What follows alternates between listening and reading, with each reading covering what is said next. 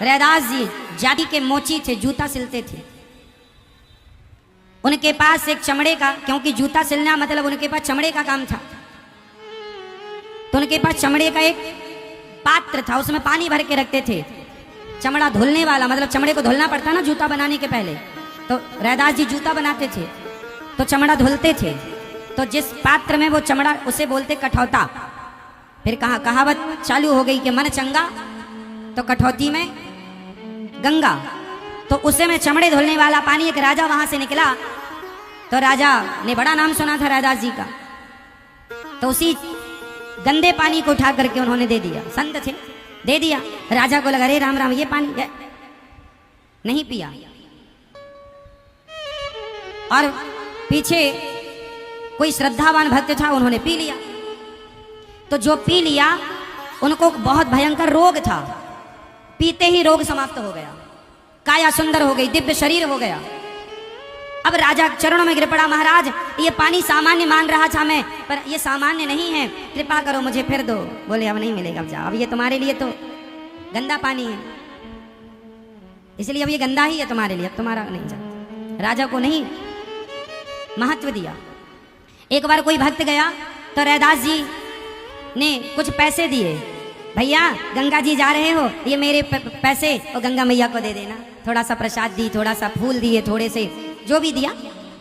तो वो आदमी चला और गंगा मैया के पास पहुंचा, तो गंगा मैया ने हाथ उठाकर कहा, भैया वो मेरे रैदास ने जो सामान दिया है वो कहाँ है? ये सत्य घटना है, लिखी हुई भक्तमाल में। उसने गंगा जी को दिया। फिर गंगा जी ने सोने की 2 चूड़ियां दी, बोले ये मेरे भक्त रैदास को पकड़ाना। अब जो आदमी गया था उसके मन में कपट आया कि गंगा मैया ने जो सोने की चूड़ियां दी वो बड़ी अच्छी थी।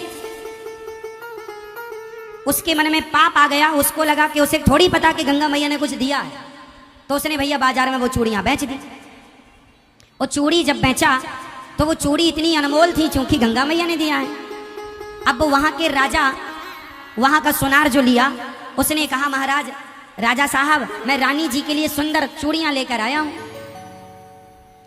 तो राजा ने दिखाया, ओ सोनी ने, ये लो। अब रानी ने कहा 2 चूड़ियां तो एक हाथ में पहनूंगी, अब 2 और लाओ सोनी जी, ऐसी चूड़ियां तुम बनाओ। सुनार बोला मैं नहीं बना सकता, ये तो मुझे किसी ने बेची है। किसने बेची पता लगाओ। पकड़ा गया, क्यों रे ये चूड़ी तुझे किसने दी? बोले गंगा मैया ने दी। बोले गंगा मैया ने क्यों दी? बोले ये क्षमा करो, ये दी तो गई थी रैदास जी के लिए, पर मैंने रैदास जी को नहीं दी, मैं बेच दिया। अब रैदास जी को इन्होंने कह दिया कि गंगा मैया को मैंने दे दिया। रैदास जी को इन्होंने बताया ही नहीं कि आपके लिए भी उन्होंने कुछ दिया है, नहीं बताया। अब राजा ने डिंडोरा पिटवाया, ये चूड़ी कहां से आई? बोले गंगा मैया ने दी। किसके कहने पर दी? बोले रैदास जी। अब राजा रैदास जी के पास गए, बोले तुम बहुत बड़े भक्त हो, मेरी पत्नी के लिए 2 चूड़ी और मंगवाओ गंगा मैया से। कोई सुनार बना नहीं सकता, क्योंकि अलग प्रकार की डिजाइन है, अलग प्रकार का गंगा मैया का दिया प्रसाद है, तो वो संसार की वस्तुओं से कैसे मैच करता हो? कौन बना सकता था उन्हें? वो दिव्य चीजें थी। अब राजा बोला या तो तुम मंगवाओ वरना मैं तुम्हारी हत्या करूंगा। राजा बड़ा उद्दंड दुष्ट। अब रैदास जी बोले भैया मार दो और क्या करोगे, लेकिन मैं अपनी मैया को परेशान नहीं कर सकता। मैं कोई मांगने बैठा हूं? कोई व्यापारी हूं? वो तो मैया ने अपनी श्रद्धा से दे दी तो दे दी, मैं कोई मांगता छोड़ी, मैं करता क्या इन चीजों का? बड़ी कथा है। रैदास जी के पास एक बार भगवान आए थे, पारस पत्थर लाए थे कि लो इसको घिसना, सोने लोहे पर सोना होगा, जो चाहे करो। मना कर दिया था, प्रभु मुझे भजन करने दो, ये पैसा बुद्धि बिगाड़ देता, न चाहिए। अब भैया राजा जिद्दी, बोले फांसी पर लटकाएंगे आपको। अब रैदास जी की बात आ गई, कह दी तुम सच्चे भक्त हो तो बुलाओ गंगा मैया को, दें वो चूड़ियां, लो भैया।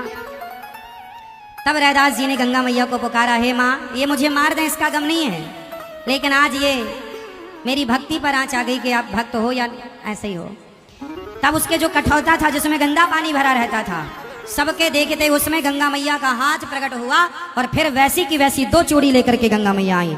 और लेकर आई तो सही, दर्शन सबने किया और फिर सबने दर्शन कर लिया, और गंगा मैया का हाथ सबके देखते देखते अदृश्य अंतर्धान हो गया। राजा चरणों में गिर पड़ा, और तब से कहावत चालू हो गई कि मन चंगा तो कठौती में, तो पहली बार कठौती में गंगा श्री रैदास जी ने प्रकट की थी। तो रैदास जी मोची थे, लेकिन बड़े बड़े संत उनके घर में कढ़ी चावल खाने आते थे, उनकी पत्नी के हाथ का।